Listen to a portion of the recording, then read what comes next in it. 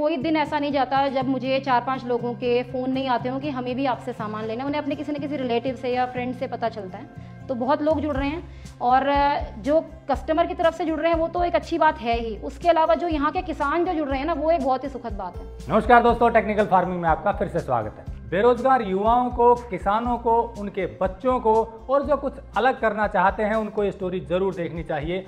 Practical motivational story है, theoretical नहीं, क्योंकि स्टोरी को देखने के बाद आपको भी लगेगा कि आप भी कुछ अलग कर सकते हैं। एक सरकारी महिला टीचर, जब उसे पता चला कि हम जो सब्जियां खा रहे हैं उसमें बहुत सारा केमिकल भी है, तो खुद ही खेती करने की ठान ली। 1 एकड़ जमीन ठेके पर ली, किराए पर ली और ऑर्गेनिक खेती शुरू कर दी। लोगों ने मजाक उड़ाया कि एक महिला टीचर कैसे खेती कर सकती है, लेकिन उन्होंने सबको गलत साबित किया। खुद भी ऑर्गेनिक सब्जियां खाई और लोगों को भी खिलाई। फिर अगले साल 5 एकड़ जमीन किराए पर ली और ऑर्गेनिक सब्जियां उगाना शुरू किया। आज ये महिला 100 से ज़्यादा परिवारों को ऑर्गेनिक अनाज, सब्जियां, फल, दालें पहुंचा रही हैं और ये काम लगातार आगे बढ़ रहा है। 4-5 लोगों को इन्होंने रोजगार दिया हुआ है। तो चलिए जानते हैं कि एक सरकारी महिला टीचर ने केवल 1 साल में इतना बढ़िया व्यवसाय कैसे शुरू किया। बाजार में जितनी भी खाने पीने की चीज़ें आ रही हैं, सब्जियां, फ्रूट्स और भी ग्रॉसरी के आइटम जो भी किचन में होता है, सब चीज़ मतलब बिना केमिकल के आज के टाइम में लगती ही नहीं है। तो ये चीज़ें पता चली और तो इसीलिए मुझे ये लगा कि मतलब कहाँ से अपने बच्चों के लिए अच्छी चीज़ें जिसमें केमिकल ना हो वो लेकर के आएँ। तो कुछ आइडियाज़ ये भी आए कि बहुत लोग कर रहे हैं ये काम, तो वहाँ से हम ले सकते हैं इस तरीके से। बट वो ना मतलब कन्विंस नहीं हुई मैं उस चीज़ से। मुझे लगा कि नहीं, ऐसे तो हर जगह यही हो रहा है, कहाँ कहाँ हम ढूंढेंगे, क्या करेंगे, तो खुद ही शुरू करना पड़ेगा ये तो, अगर करना है तो मुझे लगा कि ठीक है, एक्सपेरिमेंट करके देखा जा सकता है। कोई इसमें मतलब रिस्क नहीं है बहुत ज़्यादा। 20,000 25,000 रुपये पूरे साल की लीज होती है। तो हमने शुरू कर दिया ये। तो 1 एकड़ से मैंने शुरुआत की। हालांकि मुझे ABC नहीं पता थी खेती की और मतलब काफ़ी ऐसे बहुत जो क्लोज लोग थे जो मेरे लिए बहुत ज़्यादा कंसर्न थे, उस कंसर्न की वजह से उन्होंने मुझे काफ़ी मतलब डराया भी कि ये कैसे होगा, नहीं हो सकता। बट मेरा ना ऑब्जेक्टिव एकदम मुझे क्लियर था कि मुझे बाज़ार से ये जहर तो नहीं लेके आना अपनी किचन में। तो मैंने शुरू कर दिया और जैसे लोगों ने डराया, लेकिन मोटिवेट करने वाले भी बहुत लोग थे। स्पेशली मेरा जो फ्रेंड सर्कल था जो मेरे यहाँ से सब्जियाँ लेके जाते थे। शुरू में वैरायटी भी इतनी नहीं थी, प्रोडक्शन भी इतना नहीं था, तो हमने कम से ही शुरू किया था। तो उन लोगों ने काफ़ी मोटिवेट किया कि अब जब करने ही लग गई है तो अब हमें और बाकी चीज़ें भी चाहिए, सिर्फ ये 5-6 सब्जियों से कुछ नहीं होता है। तो देख, और हम लोग जो है सपोर्ट कर रहे हैं, हम पूरी तरीके से तेरे साथ हैं और जिस तरीके का सपोर्ट चाहिए होगा हम ज़रूर साथ देंगे। और उन फ्रेंड्स ने स्टार्टिंग में लिया, उनके फ्रेंड्स ने, उनके रिलेटिव्स ने, तो काफ़ी लोग बढ़ गए। मतलब जैसे जैसे साल पूरा हुआ ये, तो हमारा ग्रुप काफ़ी बड़ा हो गया। 1 एकड़ से वो रिक्वायरमेंट पूरी भी नहीं हो रही थी। तो हमारे पास 4 एकड़ और था क्रिकेट ग्राउंड के अलावा, जो पहले नॉर्मल खेती जिस पे चली थी। ब्रदर ने भी कुछ महीने नॉर्मल की खेती की थी उसमें, मेरा जो कज़न ब्रदर है।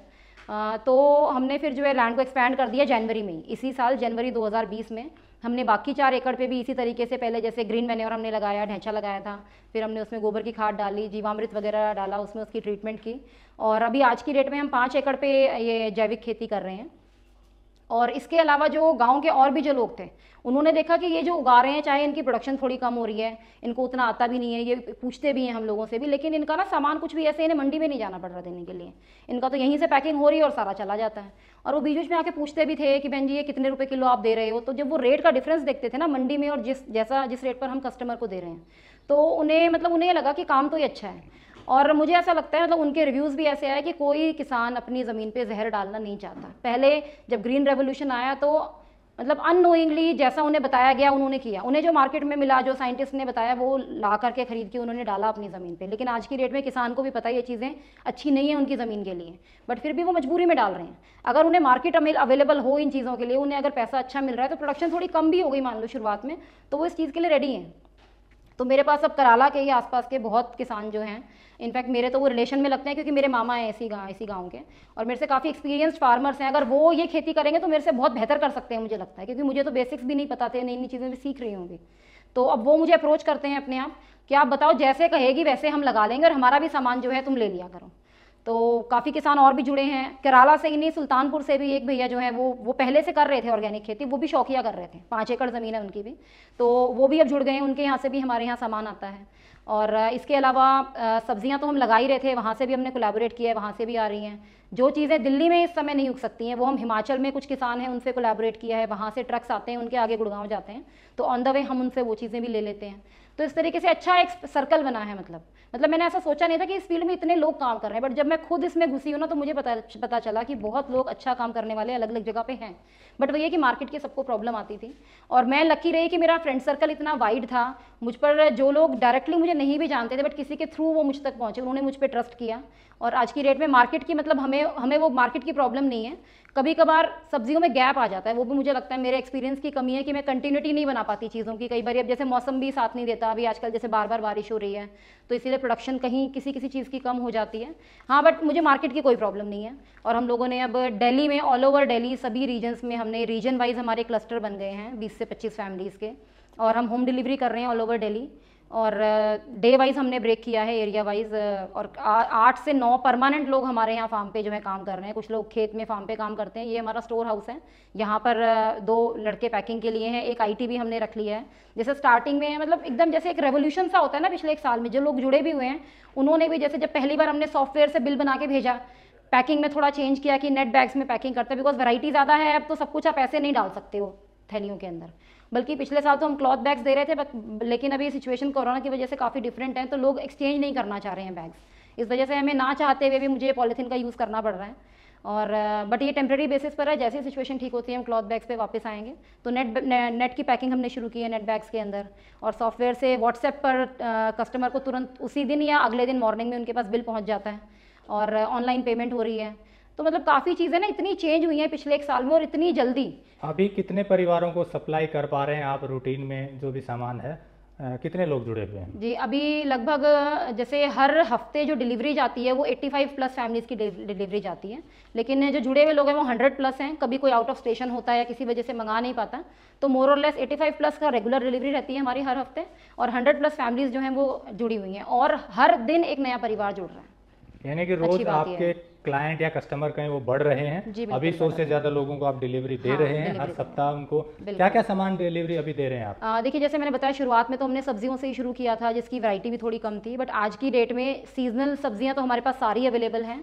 और पिछले दिनों जैसे टमाटर अभी दिल्ली में या प्लेन रीजन्स पे टमाटर अभी नहीं लग पा रहा था, गर्मी की वजह से सारा खत्म हो गया था, तो वो हमारा हिमाचल से आ रहा है। टमाटर, शिमला मिर्च, कॉलीफ्लावर और फ्रेंच बीन्स, ये 4 चीज़ें हिमाचल से आ रही हैं। और इसके अलावा बाकी सब्जियां हमारे अपने फार्म की हैं, या जो 1-2 फार्मर्स जो और जुड़ गए हैं उनके फार्म से आती हैं। और जैसे प्याज का मेरा अपना स्टॉक 1 महीने पहले खत्म हुआ था, तो वो भी हम ट्रस्टेड सोर्सेज से ले रहे हैं। जैसे फूल सिंह जी हैं, बहुत पुराने, बहुत हमसे भी बहुत सालों पहले से वो जैविक खेती कर रहे हैं, जब यहाँ नॉर्थ इंडिया में पता भी नहीं था लोगों को इसके बारे में।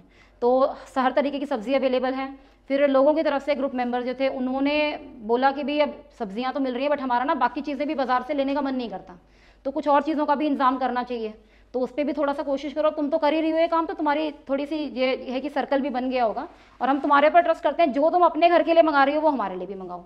तो उसके लिए फिर हमने कुछ और लोगों से बातचीत की। तो ग्रॉसरी आइटम्स जो हैं हमारा कुछ शामली से आता है, धर्मपाल ठाकुर जी हैं उनके यहाँ से, और कुछ ग्रॉसरी आइटम हमारा होलंबी से आता है, वहाँ राजेश पालीवाल जी हैं, वो भी बहुत अच्छा काम कर रहे हैं। उनका बहुत ही पुराना और बहुत वाइड सर्कल है, जो लोग प्रोडक्शन में, फार्मिंग में, प्रोसेसिंग में जो लगे हुए हैं उन लोगों का, और वो बहुत पर्सनली उनको जानते हैं, उनके नोन लोग हैं। तो इसीलिए कोई मतलब मेन मुझे ये था कि ठीक है हम काम तो बढ़ा रहे हैं, लेकिन उस वजह से कहीं ऐसी गलती ना हो जाए कि अनजाने में किसी ऐसी जगह से सामान आ जाए जो सामान अच्छा नहीं है, क्योंकि पहला ऑब्जेक्टिव हमारा हेल्थ का ही है। तो इसमें ये इंश्योर कैसे करते हैं कि बाहर से जो सामान आप लाते हैं किसानों से वो ऑर्गेनिक ही होता है? जहाँ से भी सामान आ रहा है, जैसे हम प्याज लेकर के आए और अभी हमारा आम आ रहा है, आगे अमरूद आएगा, तो वो ऐसे किसान हैं जो मतलब एक आइडियल फार्मर्स हैं पूरी सोसाइटी के लिए, जिनको सब जानते हैं, जिनका सबको पता है कि हाँ इनके यहाँ जैविक खेती होती है, और उन्होंने जैविक पे ही काम किया है इतने साल से। और दूसरा, चीज़ें यूज़ करने से भी पता चलती हैं। जैसे मैं आम की ही बात करूँ, आम का सबको पता है, कस्टमर को सबको मालूम है, जैविक या जो नॉर्मल इनऑर्गेनिक जो फ्रूट आ रहा है वो तो है ही एक इशू। उसके अलावा उसकी हार्वेस्टिंग के बाद भी जो उसका एक ट्रैवलिंग के टाइम पे जो उसका प्रोसेस होता है, एक हर कस्टमर को पता है कि आम जो भी वो अपने घर में ला रहे हैं वो कैल्शियम कार्बाइड से, मसाला जिसको बोल देते हैं जनरली आम भाषा में, उससे पका हुआ होता है। सब जानते हैं इस बात को, और सब जानने के बाद भी वही चीज़ ले रहे हैं। तो हमारे यहाँ जो आम आया, मेरे पास भी ऑप्शन था, दोनों ही ऑप्शन मुझे उस किसान ने दिए थे कि आप इतनी दूर से ट्रांसपोर्टेशन करोगे तो पका हुआ तो जा नहीं सकता यहाँ से कि हम पेड़ पे पका हुआ और आपको दें, वो ख़राब हो जाएगा। तो 2 ऑप्शन है, या तो आप जो है पेटियाँ हम बना देते हैं और वो अपने आप ग्रेजुअली पक जाएगा, और सही तरीका वही है, या फिर आप भी जो है अपना जो पुड़िया होती हैं वो अपना उसमें पेटी में रखना, और जब आपको देना होगा टाइमली उसको रख देना और अगले दिन आप भेज सकते हो। बट वो काम तो हमें करना ही नहीं था, नहीं तो हम बाज़ार से ही ले लेते। तो मैंने अपने भी जो हमारे मेंबर्स हैं ग्रुप में मैंने ये मैसेज डाला था कि इस तरीके से है, तो मुझे तो यही ठीक लग रहा है कि हम पाल का पका हुआ बोलते हैं इसको, जो हम डब्बों में जो अपने आप नेचुरल तरीके से पकता है 4-5 दिन में। तो उन्होंने भी सबने यही बोला कि ठीक है हम पाल का पका हुआ ही लेना चाहेंगे। तो हमारा पिछले हफ्ते 250 किलो आम वहाँ से आया था।